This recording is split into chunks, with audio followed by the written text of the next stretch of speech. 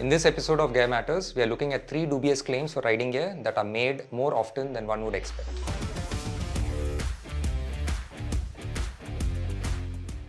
As the market for riding gear gets more competitive, it is up to us, the riding community, to stay updated on the latest in materials and products. This is to ensure that we are not misled by misrepresentations on the gear that we use. Some brands try to find any means possible to cut corners while still appealing to the price-conscious buyer. And sometimes the compromises made defeat the very purpose of the product itself, meaning the gear that is meant to protect us is not up to that task. Here are 3 things that we should look out for while choosing riding gear to ensure we are not spending our hard-earned money based on false claims. Number 1. Genuine Cordura. All of us heard this word in the context of riding gear, but what is it really? Cordura is a brand of durable, high-performance fabrics known for resistance to abrasion, tears, and scuffs. It is owned by Invista, a global manufacturer of polymers and fibers used in specialty applications. It is a global go-to option for use in outdoor gear and military apparel, and hence is prone to being faked. There are several Cordura fabrics based on the manufacturing processes, weaving patterns, and blends, but we are not covering that in this video. Let's look at how we source and use genuine Cordura. Invista licenses only mills that meet their very exact standards, and there are only 2 in India and 92 worldwide to manufacture these Cordura fabrics. A gear manufacturer like ViaTerra must buy these fabrics only from these specified mills. After the purchase, we are required to submit the fabric samples along with the invoice and provide information about the number of products that are being made with this exact purchase quantity. Invista then supplies the exact number of hang tags and woven labels that can be attached onto the garments. For example, if we had purchased 100 meters and each garment uses 1 meter, then we only get 100 hang tags and labels, not even one more than that. If all parties are being honest, this system works, but here are a few ways in which we have seen it to be subverted. A brand can claim to use Cordura for abrasion protection, but actually uses a very small panel of the genuine material alongside other cheaper alternatives. This way, they are able to claim genuineness and use a Cordura hang tag, but the customer gets shortchanged as a garment uses a very nominal amount of Cordura, which is insufficient for our kind of usage as riders. And then, of course, there are the all-out fakes. Brands that do not use genuine Cordura, but claim to have done so and go the whole mile in creating fake hang tags and labels.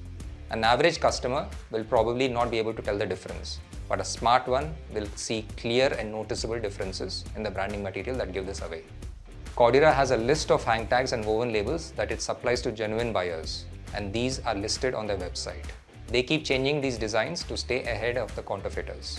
You can always refer to the latest catalog on their website. I will share a link in the description below. The truth is that there is no organization checking to see whether a garment uses genuine Cordura or not, and Invista possibly does not have the bandwidth to catch every counterfeit out there. As a result, we as consumers need to be extremely aware of how to spot a fake, or just opt to find brands that we can truly trust. Number 2. Luggage versus apparel zippers. Yes, zippers matter, and here is why. There are specific zippers made for apparel and others that are made for use in luggage. Luggage zippers are almost always cheaper than apparel zippers. Brands that are looking to cut costs often opt to use the cheaper ones on riding gear because they do not expect a customer to ever realize a difference. And why does it matter? Here's an example. This ViaTerra Oxus tank bag uses a luggage zipper. When the zip is slightly open and I pull it apart, you will see that it opens up easily. This is very convenient for use in luggage. And now look at this ViaTerra Miller jacket that has an apparel zipper. When I do the same thing with this zipper, you will see that it does not open up and the zipper stays locked in place. This is critical in riding gear as you would not want the zipper to open up during a slide or a crash. The difference is in the slider. Apparel sliders have a tiny locking mechanism that you can see if you look carefully. Apparel zippers are made for a purpose, and we should check each zipper on riding apparel to ensure that the right ones are being used. We at ViaTerra only use genuine YKK zippers in all our products and the right apparel zippers in our riding gear. Number 3. Genuine CE certification. Third and most critical is CE certification, whether for individual armor or an entire product. While several claim CE certification, you often don't see any kind of document that confirms this. The CE certification process is an expensive and time-consuming affair with 3 steps. First is testing for both physical parameters as well as chemical innocuousness. Second is approval if the product passes the set standards. And finally, you have the certification stage.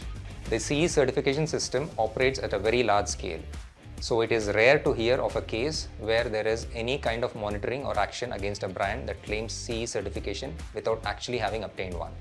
In countries like the UK, there have been instances of products being recalled and brands being told to refund customers for having sold products with false or improper certification claims. Unlike in Europe, where consumer liability is taken very seriously, there is scope to get away with false claims in a nascent market like India. Which is why, as a brand, we at ViaTerra opt to work with specialized armor manufacturers like Sastec and PowerTector that produce genuinely tested and certified armor.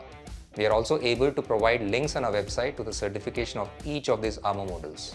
You can check to confirm their genuineness and rest assured that the gear you buy actually meets the standards that it claims to.